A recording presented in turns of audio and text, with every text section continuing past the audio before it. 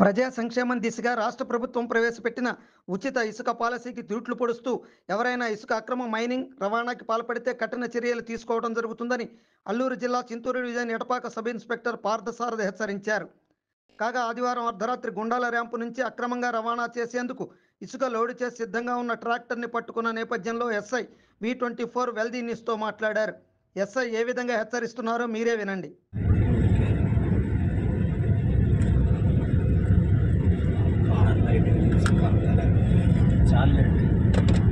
Station gate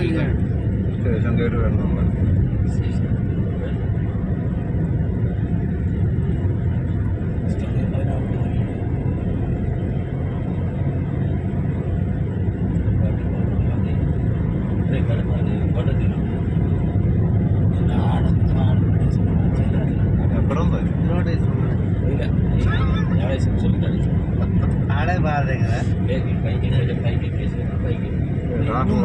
మీద పెట్టిన తీసినా అయినా నీ గొడ్డలు నాదే చేప ఇసుకలేసుకుంటుంది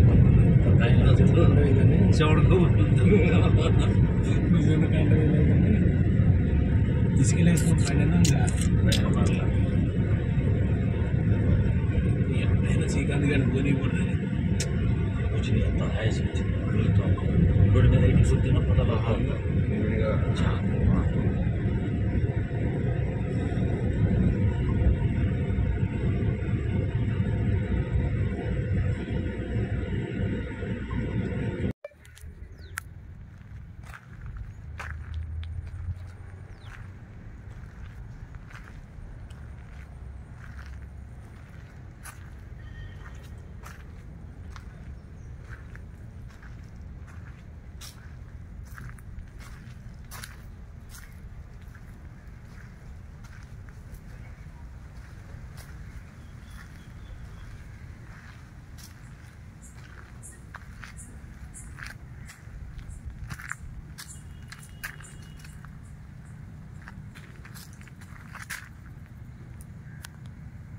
నమస్కారం సార్. నమస్తే. ఇసుక ర్యాంపుల నుంచి ఇసుక అక్రమంగా రవాణా చేస్తున్నారని చెప్పి ఆరోపణలు వస్తున్నటువంటి నేపథ్యం కానివ్వండి, ఉన్నతాధికారుల ఆదేశం కానివ్వండి, మీరు నిఘా పెట్టి అప్రమత్తమయ్యి ఇసుక ట్రాక్టర్లను పట్టుకున్నారు. అలాంటి మళ్ళీ జరగకుండా మీరు తీసుకునే చర్యలు ఏమిటి?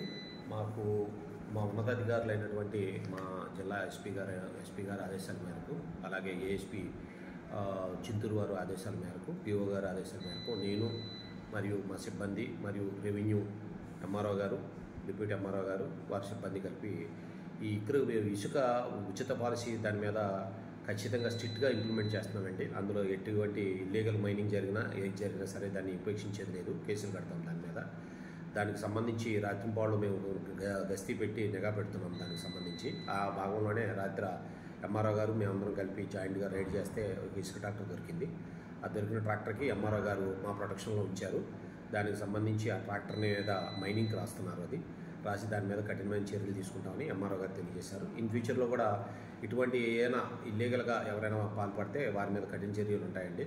ఎందుకంటే ఇది గవర్నమెంట్ ప్రభుత్వం వారు ఒక మంచి పథకాన్ని తీసుకొచ్చి ప్రజల్లో అందరికీ అందుబాటులో ఉండాలి, వారికి ఎటువంటి ఇబ్బందులు పడకూడదు అని ఒక మంచి విధానాలు తీసుకొచ్చి ప్రభుత్వం వారు చేసిన దాంట్లో అందరూ ప్రోత్సహించాలి, అందరూ దీన్ని చక్కగా సద్వినియోగం చేసుకోవాలి. అంతేకాకుండా ఇలాగ ఏదైనా జరుగుతుందని ప్రజల దృష్టికి కానీ ఎవరికైనా వెళ్తే అది కూడా మాకు తెలియజేస్తే మేము రైడ్ చేసి ఖచ్చితంగా వారి మీద చర్యలు తీసుకుంటాం. సార్, ఇటీవల కలెక్టర్ గారు వచ్చినప్పుడు సీసీ కెమెరాలు ఏర్పాటు చేస్తామన్నారు. దాని మీద అది చేస్తామన్నారు సార్. అది రెవెన్యూ ఆర్ఐ మన ఎంఆర్ఓ గారు పర్యవేక్షణలో జరుగుతుంది అన్నారు. అది ఒకసారి కనుక్కోవాలి సార్.